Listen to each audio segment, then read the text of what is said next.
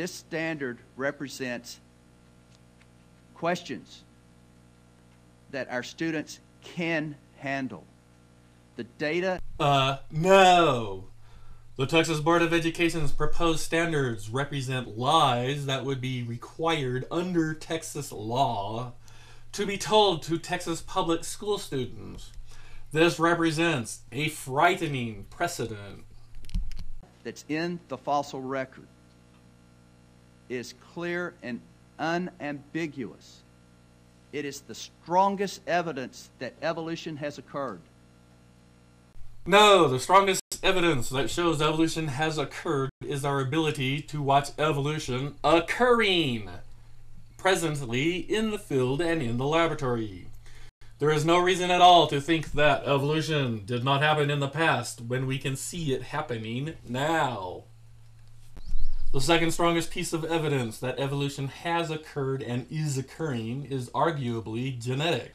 Also, comparative anatomy, geographic distribution, comparative physiology and biochemistry, antibiotic and pesticide resistance, and of course, observed speciation. If we had never found a single fossil, we would still know that evolution happened and happens. We have the fossils. We win. Professor Kenneth Miller, in his book, Finding Darwin's God... Professor Miller never wrote a book titled Fighting Darwin's God. The Cambrian explosion, 550 million years ago. You have all these phyla that immediately, just all of a sudden, appear.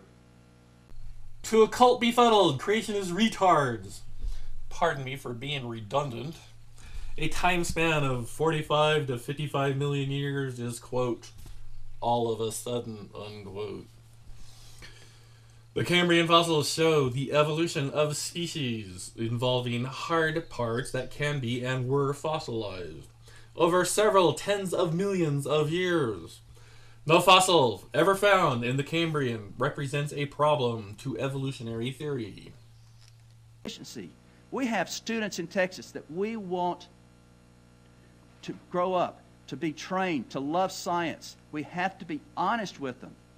To put this standard in allows that honesty to occur. It really does. It's honest. Here is the fossil record. Yes, it supports evolution, but this doesn't support evolution. First off, it is not honest to lie to students about the Cambrian radiation of new species by claiming it was, quote, sudden, unquote.